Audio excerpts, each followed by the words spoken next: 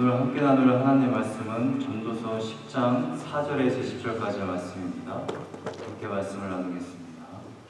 전도서 10장 4절에서 20절까지의 말씀. 제가 갖고 있는 성경으로 구약성경 958면입니다. 전도서 10장 4절에서 20절까지의 말씀.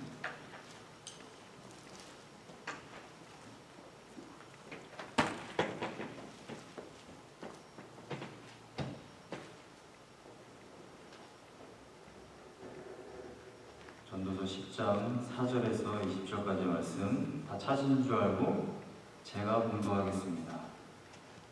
주권자가 내게 분을 일으키거든 너는 내 자리를 떠나지 말라. 공손함이 큰 허물을 용서받게 하느니라. 내가 해 아래에서 한 가지 재난을 보았노니 곧 주권자에게서 나오는 허물이라. 우매한 자가 크게 높은 지위들을 얻고 부자들이 낮은 지위에 앉는도다. 또 내가 보았노니 종들은 말을 타고 고관들은 종들처럼 땅에 걸어 다니는도다. 함정을 파는 자는 거기에 빠질 것이요 담을 허는 자는 뱀에게 물리리라. 돌들을 떠내는 자는 그로 말미암아 상할 것이요 나무들을 쪼개는 자는 그로 말미암아 위험을 당하리라. 철 연장이 무디어졌는데도 나를 밟지 아니하면 힘이 더 드느니라. 오직 지혜는 성공하기에 유익하니라. 주술을 베풀기 전에 뱀에게 물렸으면 술객은 소용이 없느니라.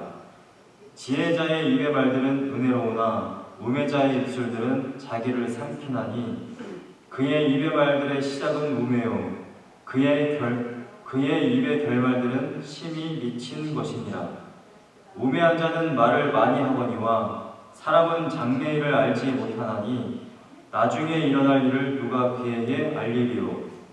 우매한 자들의 수고는 자신을 피곤하게 할 뿐이라.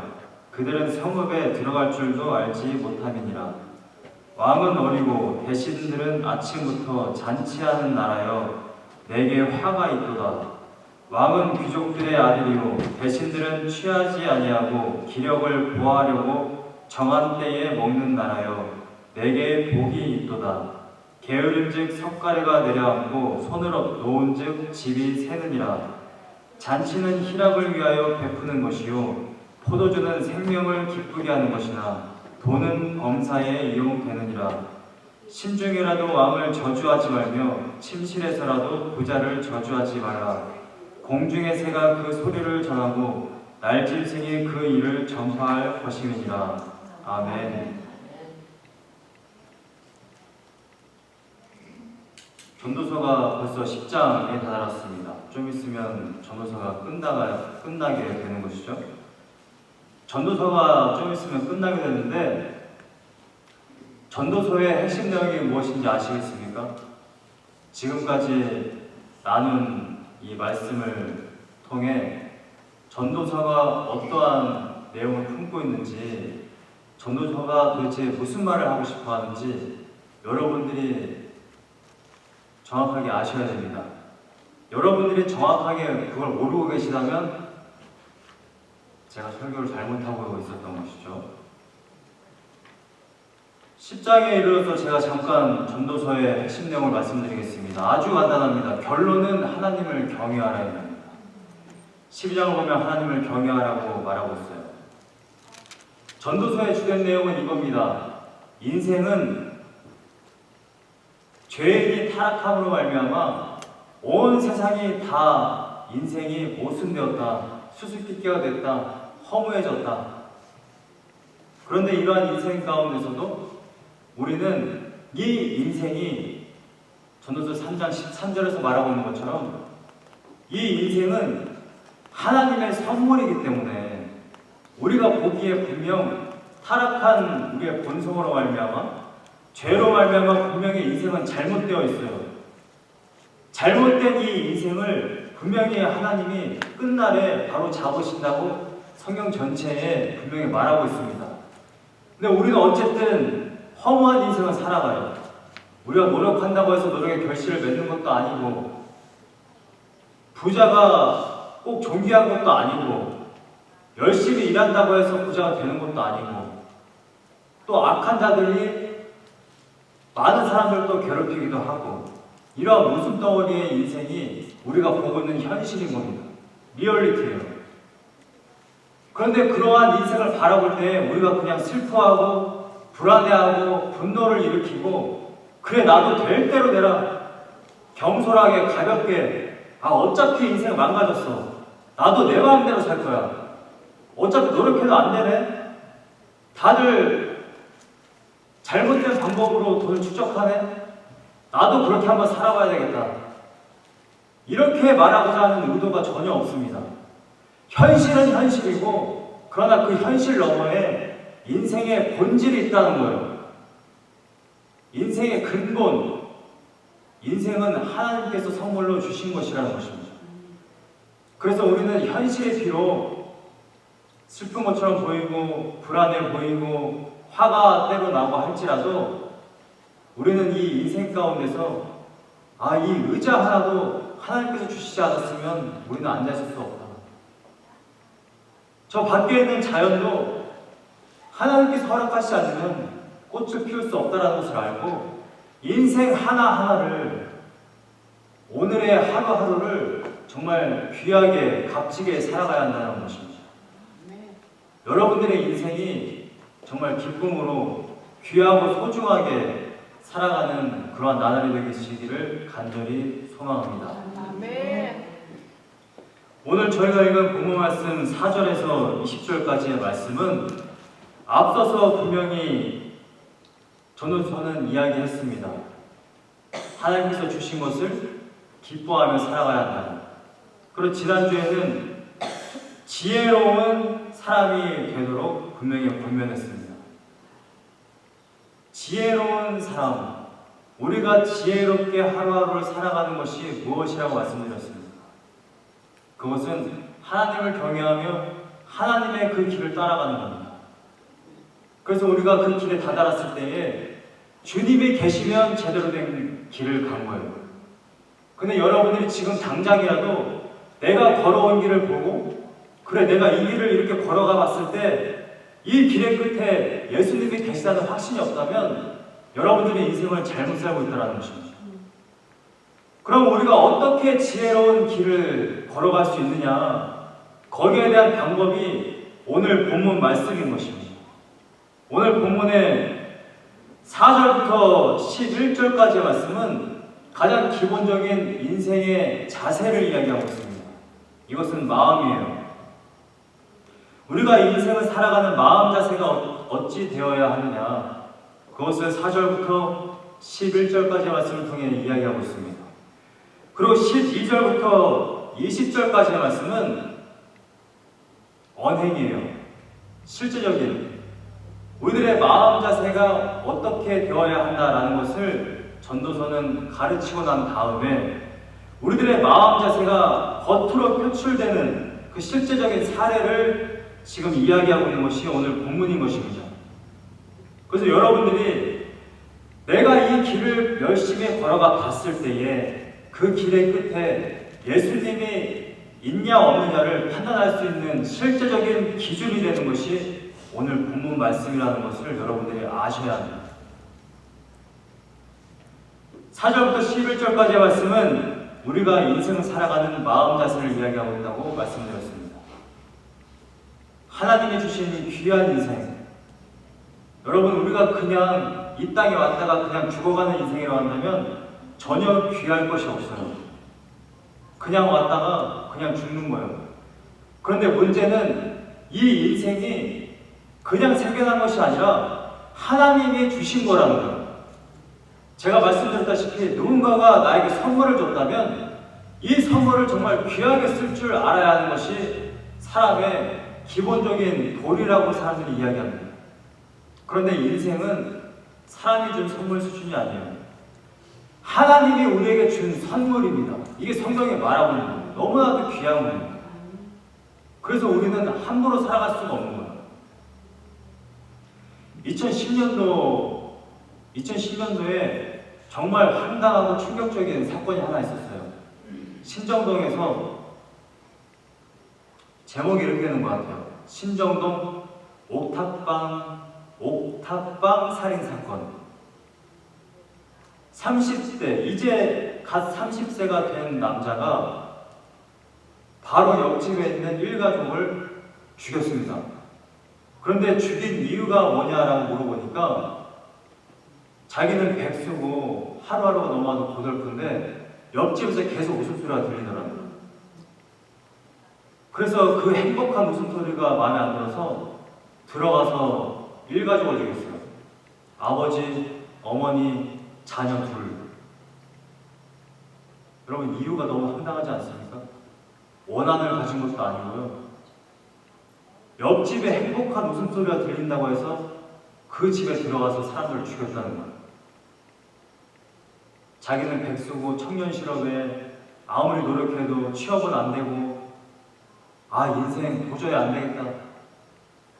너무나도 화가 나고 막 살아야 되겠다라는 생각을 가지고 경솔한 행동을 한 겁니다. 인생을 너무나도 가볍게 여기는 거예요. 자기 인생을. 여러분, 우리가 받은 인생이 정말 무겁고 소중한 것이라고 한다면 때로 내가 화가 나고 때로 내가 힘들다고 할지라도 인생을 그냥 가볍게 함부로 살 수 있는 것은 아니라는 것입니다. 오늘 본문 말씀의 4절을 보면 이러한 말씀이 있어요. 주권자가 내게 분을 일으키거든 너는 내 자리를 떠나지 말라. 공손함이 큰 허물을 용서받게 하느니라. 한글 번역본의 공손함은 굉장히 잘 의역한 번역이라고 생각이 됩니다. 영어 성경은 calm이라고 해놨습니다. calm 아시죠? calm down. 침착해. 이런 거예요. 회사에서 내가 지금 말단 직원인데 상사가 막 화를 내는 거예요. 그렇다고 해서 내가 분을 일으키면 아니 왜 저에게 화를 내십니까? 회사 못 다니겠네? 때려치면 어떻게 돼요? 네, 이번 달 우리 가족은 굶어야 되는 거죠. 그러한 지혜를 말하고 있는 것처럼 보입니다. 네, 실제적인 것은 그게 맞아요. 그런데 계속해서 읽어보시면 5절에 내가 해 아래에서 한 가지 재난을 보았노니 곧 주권자에게서 나오는 허물이라. 여러분들이 세상 살아보시면 아실 거예요. 나의 이 사람들이 마냥 정말 성문 같고 정말 존경받을 만하고 정말 바람직하고 선비와 같고 그렇지 않다는 것을 여러분 잘 아실 겁니다. 우리가 알고 있는 많은 지도자들이 얼마나 많은 죄를 저지르고 있습니다. 지금 전도자는 그 이야기를 하고 있어요. 주권자에게서 많은 허물이 나온다. 그리고 5절 초반에 재난을 보았다라고 말하고 있습니다. 재난. 이것은 악인데 악을 재난으로 번역했는데 굉장히 적절한 번역인 것 같아요. 세상에서 악을 하나 보았는데 그것이 재난과 같다. 재난과 같다. 지진과 같고 마치 산사태와 같다. 끔찍한 일들. 그것이 무엇이냐? 6절 말씀에 우매한 자가 크게 높은 지위들을 얻고, 제가 제 방식대로 한번 사역해 볼게요. 바보가 크게 높은 지위들을 얻고, 전도자가 지금 이 이야기를 하는 거예요. 부자들이 낮은 지위에 앉는도다. 이거는 잘못된 번역입니다. 부자라고 번역하면 안 돼요. 왜냐하면 문맥상에서 부자라는 번역은 정말 형편없는 번역입니다. 존귀한 자들이 낮은 지위에 앉는다라는 표현이에요. 바보들은 높은 지위에 앉고 존귀한 자들, 정말 천재고 지도력이 있고 카리스마가 있고 많이 배웠고 높은 지위에 앉을 만한 당연히 그렇게 보이는 사람이 낮은 지위에 앉는다. 세상을 바라보니까 지금 그러한 재난이 있더라는 거예요. 7절에 또 내가 보았노니 종들은 말을 타고 고관들은 종들처럼 땅에 걸어다니는도다. 굉장히 모순된 지금 세상을 이야기하고 있죠. 종들이 말을 타요. 그리고 고관들, 높은 지위에 있는 사람들은 걸어서 지금 가고 있습니다. 이 이미지를 보시면 어떠한 생각이 드세요? 정말 말도 안 되는 그러한 일들인 것이죠. 근데 이러한 일들이 지금 세상 가운데 있다라는 거예요. 그런데 이러한 일들이 있을 때에 우리가 4절에 나와 있는 것처럼 주권자가 분을 일으켰을 때, 세상 가운데 재난을 봤을 때 우리가 거기에 말려들 필요가 없다라는 것입니다. 그래, 이게 그냥 세상이야.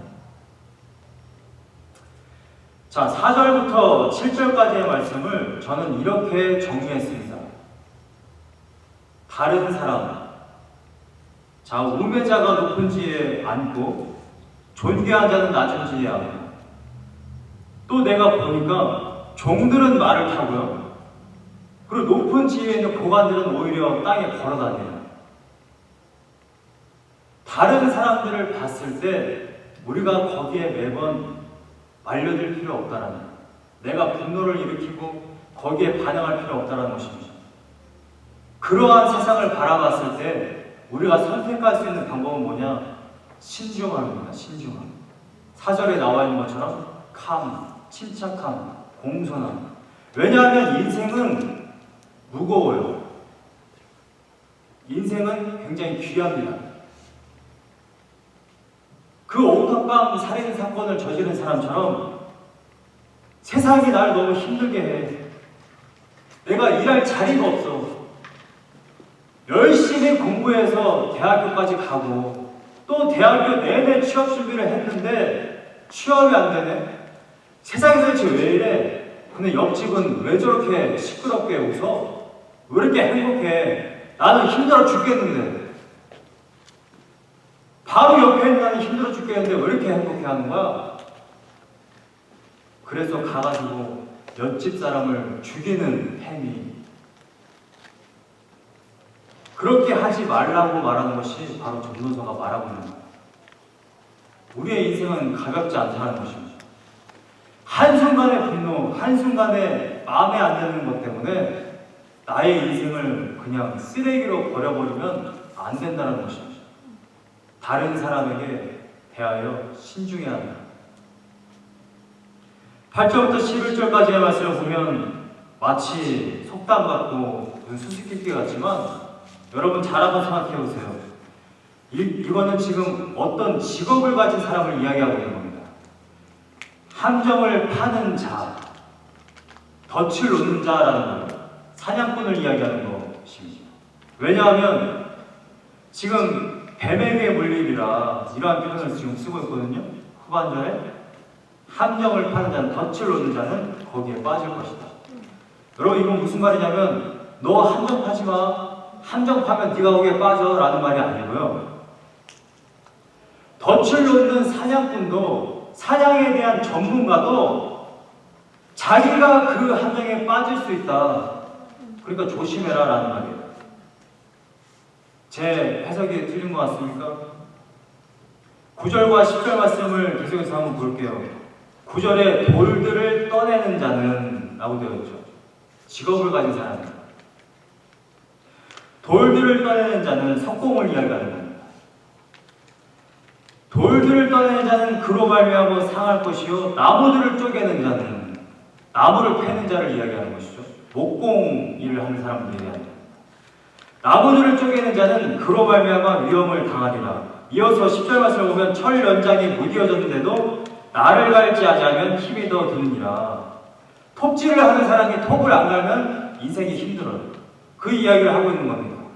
11절 말씀에 그래서 결론적으로 지금 이 이야기를 하고 있는 거예요. 이 직업군에 대해서. 주술을 베풀기 전에 뱀에게 물렸으면 술객은 소용이 없느니라. 이렇게 피리를 불어가지고 뱀 이렇게 나오게 하는 그런 사람들 있죠. 그러한 사람들이 있는데 주술을 베풀기 전에 뱀에게 물렸으면 술객은, 손님들은 소용이 없다. 피를 열심히 불어가지고 뱀이 나오겠는데, 근데 뱀이 딱 나와가지고 자기를 물어요. 그러면 이게 얼마나 큰 창피겠어요. 이것 때문에 돈을 벌어먹고 살아야 되는데. 무슨 말이냐? 그렇게 뱀에게 물리기 전에 뭘 해야 돼요? 자기가 그 일을 하려면 뱀을 잘 훈련했어야 되는 거죠. 8절부터 11절까지의 말씀은 나 자신에 대해서 항상 조심하고 경계하고 자만하지 말아야 된다는 것입니다. 왜냐하면 지금 여기 나와 있는 직업군은 전문가, 전문 기술군을 이야기하는 것이거든요. 어떻게 보면 설교자들도 설교에 대한 기술자들입니다. 성도님들은 어찌됐든 설교에 대한 것을 배우지 않았잖아요. 성경 해석학, 설교학, 본문을 어떻게 다이어그램을 그리고 어떻게 메인 포인트를 찾고 적용은 어떻게 찾고 이걸 못 배웠어요. 그런데 설교자가 죽을 때까지 나는 MDB 때 설교학에 대한 모든 걸 배웠어. 나는 이제 설교에 대해서 완전 기술자야. 나 이제 더 이상 공부 안 해도 돼. 그냥 하면 돼, 큐티에서. 그러면 설교가 완전히 수준과 퀄리티가 떨어지게 되는 것이죠. 마찬가지라는 것입니다. 우리가 인생을 살다 보면 어떤 분야, 어떤 직업, 어떠한 일에 대해서 이제 전문성을 띠게 돼요. 밥 하나를 지어도 뚝딱뚝딱 해서 밥을 딱 짓습니다. 여러분 놀라운 이야기 제가 하나 해드릴까요? 제 아내는 똑같은 음식인데 똑같은 음식을 할 때마다 간이 달라요. 놀랍지 않으십니까? 밥을 지금 거의 10년 이상 하고 있는데 어떤 때는 질고 어떤 때는 되게 꼬들꼬들해요. 너무 신기하지 않습니까? 저는 그걸 이해 못하거든요. 밥이 항상 틀린 게. 자기 자신에 대해서 자만해서 그런 겁니다. 남편한테 밥 한 끼를 하더라도 진 것과 꼬들꼬들한 것의 이 중간, 그 반들반들한 이 하얀 쌀밥을 해야 되겠다라는 그 간절한 마음과 전문성을 띄어서 물을 정확하게 조절을 하고 이런 전문성이 있어야 되는 것이죠. 덫을 놓는 자, 석공, 목공, 철 연장을 쓰는 사람들이 자기 자신에 대해서 자만하면 아무리 전문가라 할지라도 자기 자신에 대해서 자만을 하면 실수가 일어난다는 거예요. 자기가 맨날 하던 일이에요. 돌을 다는 일이 자기가 맨날 하던 일입니다. 그런데 거기에 다치는 거예요. 제가 군대에 있을 때 초반에 이제 훈련소에서 막 친하게 지냈던 동기들한테 막 편지가 와요. 초반에는 실무로. 근데 어느 날 제 같은 정말 친하게 지냈던 동기한테 편지가 한 통 왔는데 내용이 이거예요. 내가 군대 이제 작업 나갔다가 내가 실명을 했다. 왜 실명을 했냐? 편지 내용을 보니까 군대에 가면 이렇게 천막 같은 걸 칩니다. 천막 같은 걸 칠 때에 탱크가 됐든 트럭이 됐든 이런 것들을 크게 치려면 이 철쭉을 박을 때가 있어요. 이런 쬐끄만 못이 아니라 이 팔뚝만한 정 같은 거 아시죠? 정보다 큰 거, 철쭉. 이거를 이제 누군가는 잡아야 되고 누군가는 이제 큰 한마, 오한마, 굉장히 큰 망치 아시죠? 그걸로 이걸 쳐야 됩니다. 누군가는 큰 못을 잡아야 되고 누군가는 이걸 박아야 되는데 제 동기가 이 철쭉을 이렇게 잡고 있었어, 손으로. 상대방이 이제 한마로 여기 쳐야 되는 거죠. 근데 이 철에 이 위쪽에 철들이 오래 치다 보니까 철 하나가 오래되면 철이 이렇게 삐죽삐죽 나와 있는 경우가 있어요. 근데 이제 한마로 딱 쳤는데 불똥이 튀면서 이 철에 좀 튀어나와 있는 부분이 떨어져가지고 제 동기의 눈에 싹 들어가거든요. 이 철이. 그래서 이건 어쩔 수가 없는 거예요. 실명을 해서 자기는 이제 의가사 제대를 하게 되었다. 이러한 편지 한 통이 왔었어요. 맨날 하던 일이에요. 맨날 하던 일. 그리고 생각해보세요. 별것도 아니에요. 그냥 못을 잡고 있는 것 뿐이에요. 아무것도 아니에요. 정말 아무것도 아닌데 그 똑같은 일을 반복했는데 그때 실명을 합니다. 여러분, 전도자가 왜 너희들은 전문가임에도 불구하고 왜 조심해야 되는지를 말하는지 아시겠습니까? 인생은 앞날을 알 수가 없어요. 정말 조심하고 신중하고 신중을 해도 사고를 막지 못하는 게 인생입니다. 전도자가 지금 이 지혜를 이야기하고 있습니다. 여러분들 보실지 모르겠지만 제 엄지 손톱이 지금 까매요. 지금 많이 나왔는데 지금 손톱 중간이 없습니다. 제가 이걸 한 달 반 전에 다친 건데 정말 어이없게 다쳤어요.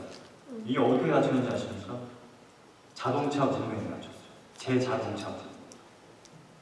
자동차 문을 뭐 누가 닫았다가 연 것도 아니고요. 제가 뭐 차문을 세게 한 것도 아니고 정말 살짝 열었다가 살짝 닫았는데 정말 살짝 닫았는데 마지막에 철썩하면서 이게 정말 살짝 됐거든요. 살짝 됐는데 지금 손톱이 없어요. 제 아내와 제가 이 사건을 보면서 얘기했어요. 아니 다칠 일이 아닌데 왜 다치냐. 정말 다칠 일이 아닌데 다쳤어요. 기가 막혀. 그날은 또 주일이었어요. 주일 저녁이었는데 정말 어이없는 일들이 우리 주변에 계속해서 일어나고 있어요. 주의해야 돼요. 정말 신중해야 하는 것입니다. 여러분, 지금 이 말씀을 보면 내가 다치지 말기 위해서 신중해야 된다? 라는 말을 하고 있는 게 아니라는 거 아시겠죠? 인생의 한 걸음 한 걸음은 정말 신중해야 한다는 것입니다. 그 실제적인 이야기를 하고 있습니다. 12절부터 20절까지의 말씀은 12절부터 15절까지의 말씀은 말에 대해서 신중해라라는 거예요. 말. 결국 우리는 말 때문에 실수를 많이 하거든요. 20절 말씀도 마찬가지입니다. 말이에요, 말. 16절부터 19절까지의 말씀은 지금 게으른 자들에 대해서 이야기하고 있죠. 근면성실을 이야기하고 있습니다. 여러분, 인생을 함부로 사는 사람들은요, 근면성실할 수가 없어요. 게을리 살아요. 그냥 되는 대로 살아가는 겁니다. 제가 20살 초반에 제가 어릴 적부터 같이 이렇게 가까이 지냈던 친한 형님이 한 분 계셨어요. 근데 이 형님은 학위가 국민학교 졸업장만 가지고 있어요. 국민학교를 졸업하자마자 중학교 그 1학년 그 어린 나이 13살 때부터 세상 경험을 했습니다. 막 그 뭐죠? 배도 막 타보고요. 세상에서 험한 일을 많이 겪었습니다. 근데 이제 20살 그 초반에 어느 날 이 형님과 함께 찜질방을 갔어요. 밤새 이야기하고 재밌게 놀다가 찜질방 이렇게 사우나 가서 찜질방이 뭔지 아시죠? 네. 한국에서 떨어진 지 오래되셔가지고 찜질방이라는 것이 있어요. 찜질방은 사우나를 하고 오래 잘 수 있는 그런 한국의 아주 좋은 문화가 있습니다. 찜질방에서 이제 자고 이제 다음날 일어나야 되잖아요. 근데 제가 그때 한 10시까지 했어요. 찜질방에서 10시까지 자니까 이 형님이 저를 깨웁니다. 깨워가지고 이제 아침 먹으러 갔어요. 이 형님이 이런 이야기예요. 제가 이제 10시에 막 일어났기 때문에 밥맛이 없는 거예요. 그래서 형님 제가 막 일어나서 밥맛이 없습니다. 그랬더니 이 형님이 이렇게 얘기해요. 지금 시간이 몇 시냐? 지금 11시 다 돼갑니다. 사람이 배가 고프다고 먹고 배가 안 고프다고 안 먹냐? 때가 되면 밥을 먹어야 되는 거고 때가 되면 일어나야 되는 거지. 나는 사업을 해가면서 사업이 일어날 때까지 2년 동안 하루에 2시간씩만 잤다. 야, 누가 이 시간까지 자냐? 아무리 우리가 새벽까지 이야기를 했다고 했기로서니 때가 되면 일어나서 밥을 먹어야지. 어린애도 아니고.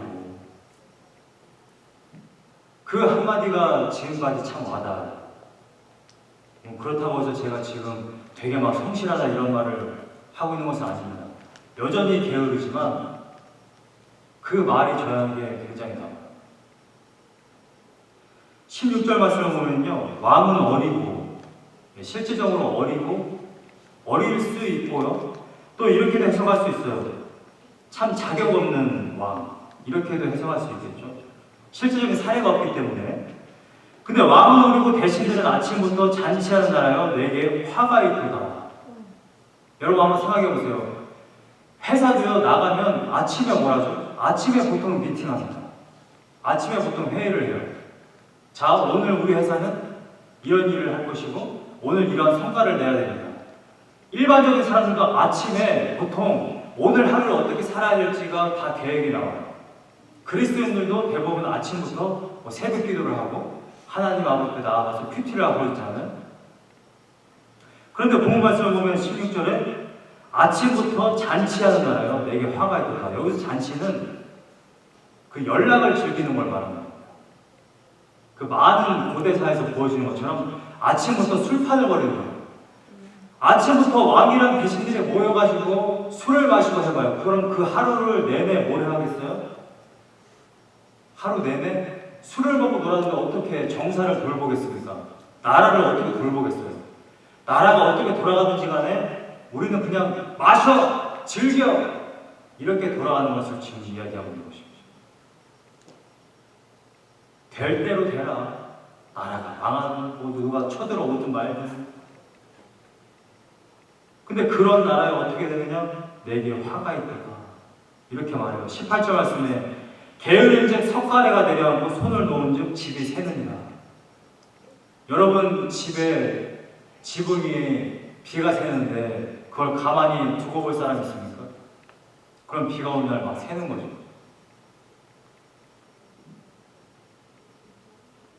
말에 대한 것은 12절부터 15절까지의 말씀. 자, 14절과 15절 말씀만 보겠습니다. 우매한 자는 말을 많이 하거니와 말을 많이 한다라는 이 표현은 허풍 떠는 것을 이야기합니다. 근데 누가요? 우매한 자가. 네, 바보가 허풍을 떨어요. 여러분, 바보가 야, 나는 뭐 1 더하기 1도 알고 나는 모래성도 쌓을 줄 알고 나는 뭐 다른 사람보다 똑똑하고 막 허풍을 떨었어요. 근데 15절 말씀에 뭐라고 되어 있어요? 우매한 자들의 수고는 자신을 피곤하게 할 뿐이라. 허풍 떨어서 막 열심히 자기를 했지만 그거는 그냥 자기 입만 아픈 거다. 왜냐하면 그들은 성읍에 들어갈 줄도 알지 못함이니라. 바보는 자기 집도 찾아가지 못해요. 자기 집도 찾아가지 못하는데 막 허풍을 떠는 거예요. 나는 되게 똑똑해. 나 되게 능력 있어. 결론적으로 20절 말씀에 그래서 전도자는 이렇게 이야기합니다. 심중에라도 왕을 저주하지 말며 침실에서라도 부자를 저주하지 말라. 공중의 새가 그 소리를 전하고 날짐승이 그 일을 전파할 것임이니라. 여러분, 4절부터 20절까지의 말씀을 통해 이 말씀을 해석해야지만 정확한 의미가 해석되는 겁니다. 20절 말씀을 단순히 우리는 말 조심해야 된다라고 이해하시면 안 돼요. 우리가 말 조심해야 되는 이유를 지금 이야기하고 있는 것이 오늘 말씀인 겁니다. 우리가 왜 말을 조심해야 되느냐? 하나님이 주신 그 인생이 너무나도 귀하기 때문에 내가 누군가를 신중해라도 왕을 저주하는 것에 나의 인생, 귀한 시간을 쓰는 것은 너무나도 아까운 거예요. 하나님이 주신 인생이기 때문에. 우리나라 말에 그런 말이 있죠. 남말은 쥐가 듣고 반말은 새가 듣는다. 거꾸로 됩니다. 안 돼. 거꾸로 됐죠? 중요한 거는 의미니까요. 여러분, 왜 전도자가 신중해라도라는 말을 썼을까요? 신중해라도. 내가 말로 누군가를 저주하는 걸 그 사람이 어떻게 듣겠습니까? 정말로 내가 말을 내뱉었다면 쥐와 새가 전달할 수도 있겠죠. 누군가가 저희 집에 도청장치를 해요. 그러면 누군가가 제가 하는 일거수일투족 말을 다 들을 수 있겠죠. 근데 제가 아무리 도청장치를 해도 제가 입을 닫고 있으면 알아들을 수가 없어요. 근데 왜 전도자가 신중해라도라는 말을 표현을 씁니까? 신중해라. 우리들의 인생이 귀하기 때문에 내가 마음으로 정말 저 사람이 정말 잘못했어. 대통령이 정말 잘못했어. 너무 마음에 안 들어. 이거는 이렇게 하면 안 되지. 그래도 거기에 우리들의 마음을 쓸 시간이 없어. 여러분 정말 잘못한 거는 당연히 물론 공개해야 됩니다. 제가 뭐 그걸 하지 말라고 말씀드리는 게 아니에요. 그런데 일반적으로 지금 인생이 어떻다라는 것을 이야기하고 있는 것처럼 해 아래에서 재난이 있다라고 이미 전도자가 이야기하고 있지 않죠. 인생은 완벽하지 않아요. 모든 왕들에게 허물이 있어요. 모든 주권자에게 허물이 있어요. 그것을 일거수일투족 매일같이 신경을 쓰면서 신중에 매일같이 불평불만을 하고 욕을 하고 저주하고 거기에 내 시간을 쓰는 것은 너무나도 인생이 아깝다라는 것입니다. 왕에게 허물이 있잖아요. 대통령에게 허물이 있잖아요. 저 성도에게 허물이 있잖아요. 그러면 그걸 보여줬으면 뭐 하라는 거죠? 하나님이 기도하라고 하는 겁니다. 그리고 정말 잘못한 것이면 하나님이 바꾸세요. 오늘날 얼마나 많은 그리스도인들이 교회를 욕하는지 몰라요. 얼마나 많은 그리스도인들이 목사를 욕하는지 몰라요. 목사가 정말 잘못하고 있죠. 교회가 정말 잘못 가고 있죠. 근데 문제는 하나님이 교회를 세우는 거라는 거예요. 문제는 하나님이 그 목사들을 세웠다라는 거예요. 우리가 그 목사와 그 교회를 아무리 저주해봐야 저주는 누구에게 돌아와요? 우리에게 돌아와요. 우리에게. 성경에 그걸 말하고 있습니다. 모세를 욕했던 아론과 미리암이 어떻게 됐습니까? 성경을 기억하셔야죠. 우리가 교회를 저주하고 욕하고 할 것이 아니라 그분들을 위해서, 교회를 위해서 기도를 해야 되는 것이죠. 우리는 거기에 마음이 반화되고 힘들어할 것이 아니라 우리는 그냥 주어진 것에 항상 기뻐하며 살아가야 하는 것입니다. 우리의 인생은 가볍지가 않기 때문에, 여러분들의 인생은 너무나도 귀하기 때문에, 로마서 5장 17절에 사도 바울이 뭐라고 이야기합니까? 그런즉 누구든지 그리스도 안에 있으면 새로운 피조물이라. 이전 것은 지나갔으니 보라 새 것이 되었도다. 예수 그리스도의 피로 새 삶을 얻었어요. 얼마나 귀한 인생입니까? 근데 경솔하게 그 옆집에서 행복한 소리가 난다고 해서 그 사람들을 죽이듯이 우리가 매일같이 나의 직장 동료가 나를 화나게 하네? 마음으로 저주하고 죽이고, 그런데 우리들의 인생을 귀한 시간을 쓸 수 없다는 것입니다. 우리는 새로운 인생을 받았기 때문에. 여러분 전도서만 읽고 끝나면 사실 희망이 없어요. 왜 희망이 없냐면 해결책이 없어요. 왜냐하면 우리들은 다른 인생들과 똑같은 죄악된 본성을 가지고 있기 때문에 우리는 인생을 기뻐할 능력이 없습니다. 능력이. 우리가 신중할 수 있는 능력이 없어요. 마음껏 하나님 주신 것을 누릴 수 있는 능력이 없습니다. 능력이 없기 때문에 하나님이 예수 그리스도를 보내주신 거예요. 능력을 주신 겁니다. 여러분 안에 성령을 주신 이유가 바로 그 이유예요. 우리들의 힘으로 육체를 이길 수가 없어요. 우리는 똑같이 저 오탑방 사람들 죽인 것과 똑같이 우리는 매일같이 사람을 죽일 수밖에 없어요. 그게 우리의 본성이잖아요. 우리의 본성, 우리들의 무능력함을 너무나도 잘 알고 계시는 하나님이 그래서 예수 그리스도를 통해 여러분에게 새 삶을 주신 겁니다. 아멘. 예수 그리스도의 피로 말미암아. 제가 지난주에 어떤 인터뷰를 봤어요. 어떤 의사분이 인터뷰에 나왔는데 신승건이라는 분입니다. 아마 보신 분이 계실지 모르겠어요. 신승건. 이분은 어려서부터 심장 수술을 3번 하셨습니다. 그러니까 죽을 고비를 많이 넘기신 분이죠. 화면을 보니까 이분이 정말 몸이 말라있어요.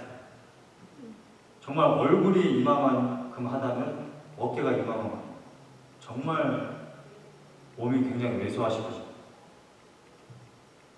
어려서부터 계속 병원에 있으셨던 거예요. 그런데 병원에 심장 수술하고 세 차례나 하면서 결국 이제 건강을 찾으셨지만 그 병원에 이렇게 누워 있는데 밤에 이렇게 병원불이 꺼지잖아요. 소등하잖아요. 입원실에 방해불이 꺼져 있는데 반대편 건물에 불이 환하게 켜져 있는 거예요. 그래서 누워서 이렇게 딱 보니까 거기에 이렇게 의사 가운을 입으신 의사분들이 그 반대편 건물에서 계속 공부를 하고 계신 거죠. 속으로 그런 생각을 해요. 야, 나는 죽어가는데, 나는 수술받고 이렇게 힘들어하는데 저기서는 저렇게 열심히 공부를 하고 있네 라는 생각이 들었대요. 그런데 이제 계속 병원 생활을 하면서 자연스럽게 어려서부터 계속 병원에 있었기 때문에 자기가 생각한 건 내가 건강해지면 내가 앞으로 남은 인생 직업을 의사를 해야 되겠다 라는 생각을 자연스럽게 했대요. 그래서 이제 건강해지기 시작하면서 병원에서 계속 공부하고 퇴원해서 공부하고 해서 의대에 딱 입학을 한 거예요. 근데 의대에 막 입학한 그날 아버지랑 함께 서울역을 지나갔대요. 서울역을 왜 지나갔는지는 제가 듣지 못했지만 아마 지방 사람이나 아버지랑 같이 서울역을 딱 지나가는데 많은 노숙자들을 본 거예요. 서울역에. 근데 이 노숙자들이 빵이랑 우유를 먹고 있대요. 그래서 왜 이렇게 빵과 우유를 다들 드시고 계시지? 보니까 옆에 헌혈차가 있네요. 헌혈차 뭔지 아시죠? 피를 뽑는. 근데 이 아버지가 이 신승원이라는 의사분이 노숙자들을 이렇게 쳐다보고 있으니까 이 아버지가 이렇게 말했대요. 승건아, 저분들이 빵을 먹으려고 헌혈한 것 때문에 네가 살았을지 모른다. 이런 말을 하더라고요. 그래서 그때 이분이 내가 의사로서 내가 이제 의대에 많이 입학했는데 내가 의사로서 어떻게 살아야 되겠다 라는 것이 그때 가오가 생겼다는 거예요. 여러분, 예수 그리스도의 피로 구원을 받은 성도들은요 하루하루 1분 1초가 굉장히 아까워요. 그냥 인생이 아니거든요. 여러분들 혼자 이 세상에 태어나서 그냥 살아가는 것이 아니라 여러분들 죽을 수밖에 없는 그 인생을 예수 그리스도의 피로 다시 산바가 되었어요. 새롭게 되었습니다. 새로운 인생을 사시는 거예요. 네. 여러분, 성도들의 인생을 뭐라고 정의를 내리냐면 예수 그리스도의 전의 인생. 그때는 그랬지. 그런데 지금은 아니야. 예수 그리스도를 만나고 난 이후의 지금 인생, 지금은 완전히 달라. 예수 그리스도를 만나기 전의 인생과 후의 인생이 지금 같다라고 생각이 든다면, 우리가 지금 그렇게 살고 있다면 여러분들 예수님을 다시 만나셔야 돼요. 예수 그리스도의 피는 그런 게 아니에요. 여러분들 새 생명을 주신 것입니다. 할렐루야. 여러분들의 매일매일의 하루가 정말 귀하고 예수 그리스도의 피로 산바된 인생이기 때문에 가볍지 않게, 정말 무겁게, 정말 진지하게, 매사에 신중하게, 그렇게 소중하게 여기고 살아가는 귀한 하루하루가 되시기를 간절히 축원드립니다. 우리 찬양 한 곡 하고 말씀을 들고 기도하겠습니다. 날마다 숨쉬는 순간마다, 여러분, 날마다 하나님께서 여러분들에게 귀한 인생을 주셨고 예수 그리스도의 피로 산바된 인생이라는 것을 항상 상기하며 사셨으면 좋겠습니다.